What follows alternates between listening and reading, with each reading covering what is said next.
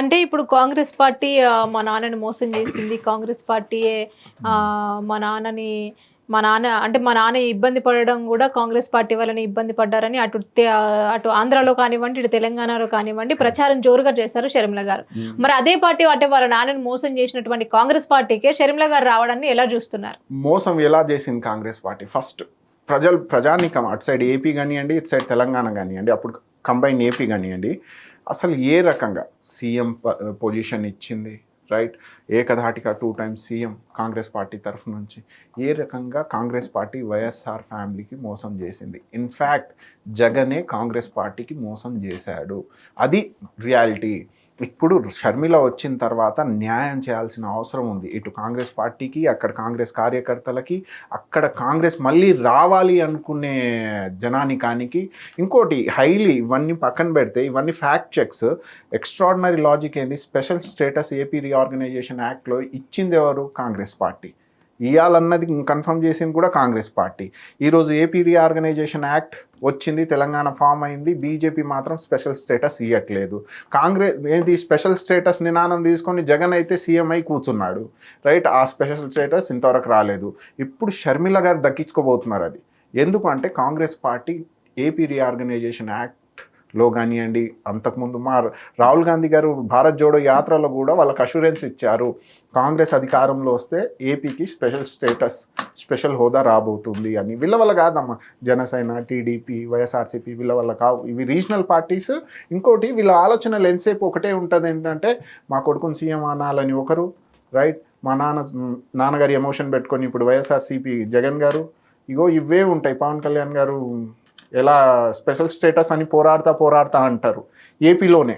ఆయన డైలాగ్స్ ఉంటాయిగా, ఏది మోకాళ్ళ మీద కూర్చోబెడతా, నేలని నాకు ఇచ్చేస్తా, ఏదేదో చేస్తా అని. ఢిల్లీలో జంతర్ మంతర్లో వెళ్ళి కూర్చో, ధర్నా చేయి, ఏపీకి స్పెషల్ స్టేటస్ ఇవ్వమని.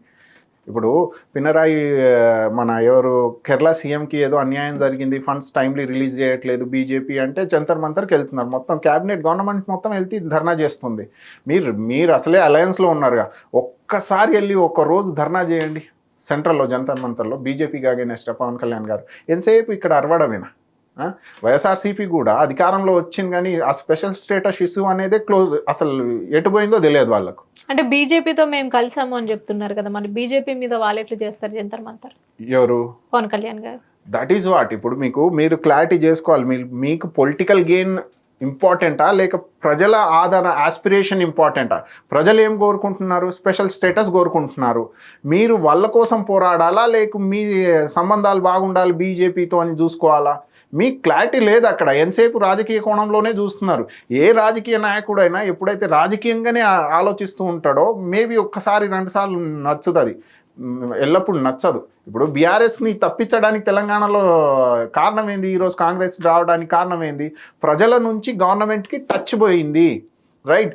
ఎంతసేపు పొలిటికల్ ప్రొపగండానేగా బీఆర్ఎస్ చేసింది. కానీ హానెస్ట్గా కాంగ్రెస్ పార్టీ 5 గ్యారంటీల రూపంలో ప్రజానికానికి అందుబాటులో ఉండాలి. మీరు చూడండి, ఇప్పుడు ప్రజా దర్బార్ నుంచి ప్రజా పరిపాలన వరకు, బంగారు తల్లి నుంచి అన్ఆర్గనైజ్ వర్కర్స్ వరకు ప్రతి ఒక్కరిని మేనిఫెస్టో రూపంలో కాంగ్రెస్ పార్టీ పెట్టి ఈరోజు అధికారంలో వచ్చింది, అందిస్తుంది కూడా. మా సీఎం గారు కన్వే తగ్గించుకోవడం కానివ్వండి, ప్రజా పరిపాలన అప్లికేషన్ తీసుకోవడం కానివ్వండి ప్రజా దర్బార్లో, ఇవన్నీ ఏం చూపిస్తున్నాయంటే ప్రజల పరిపాలన మళ్ళీ వచ్చినట్టు. కానీ ఇంతకు ముందు ఉందా? లేదు కదా. ఆ హ్యూమన్ టచ్ పోయింది బీఆర్ఎస్ గవర్నమెంట్. అందుకే ప్రజలు మార్పు కోరుకున్నారు, కాంగ్రెస్ రూపంలో వచ్చింది. సేమ్ జరగబోతుంది అక్కడ కూడా. వైఎస్ఆర్సీపీకి కూడా టఫ్ కాంపిటీషన్ ఇవ్వబోతుంది కాంగ్రెస్ పార్టీ. ఎందుకంటే షర్మిల కొత్త ఊర్జం నింపబోతుంది కాంగ్రెస్ పార్టీ క్యాడర్లో కూడా, అక్కడ ప్రజానికంలో కూడా. ఇప్పుడు ఏ నాయకుడైనా సరే వెళ్ళి ప్రజల్ని మెప్పిస్తా అంటే ఎప్పుడు మెప్పిస్తావు? నీ మాటల్లో, నీ విచారణలో, నీ ఆలోచన విధానంలో న్యాయం ఉంటేనే ప్రజలు నీ వైపు మబ్బు చూపిస్తారు. అది షర్మిలకు ఉంది కాబట్టి హానెస్ట్గా కాంగ్రెస్ హైకమాండ్ ఆమెకు పీసీసీ చేసింది ఈరోజు. సో బ్రైట్ ఫ్యూచర్ కాంగ్రెస్ది ఉంది ఏపీలో. కానీ జనసేనది కానివ్వండి, వైఎస్ఆర్సీపీది కానివ్వండి, టీడీపీది కానివ్వండి, ఏ బేసిస్ మీద వెళ్తున్నారు ఎలక్షన్స్కి? మీరు ఒక్కసారి చెప్పండి, ఏ బేసిస్ మీద వెళ్తున్నారు? ఏమైనా ఏది స్పెషల్ స్టేటస్ అన్నది అయితే ఎవ్వరు మాట్లాడట్లేదు. ఎంతసేపు కరప్షన్ అని వైఎస్ఆర్సీపీ చంద్రబాబు నాయుడు మీద కేసు పెట్టడం, ఈయన కోర్టుకెళ్ళి నేను నిర్దోషి అని నిరూపించుకోవడం. అంటే మీరు ఎంతసేపు పొలిటికల్ ప్రొపగండాతో ప్రజల్లో ఉండాలనుకుంటుర్రా? స్పెషల్ స్టేటస్ గురించి మాట్లాడాలనుకుంటుర్రా? ప్రజానికానికి ఏమైనా చేయాలనుకుంటున్నారా?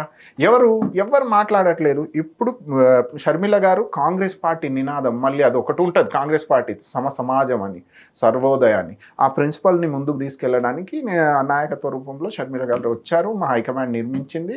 సో షీఈస్ టేకింగ్ కాన్ఫిడెన్స్ అయితే ఎక్స్ట్రాడినరీ ఉందమ్మా. వీఆర్ లుకింగ్ ఫార్వర్డ్ పనిచేయడానికి ఏపీలో పార్టీని అధికారంలో తీసుకొచ్చేటట్టు పనిచేయాలి.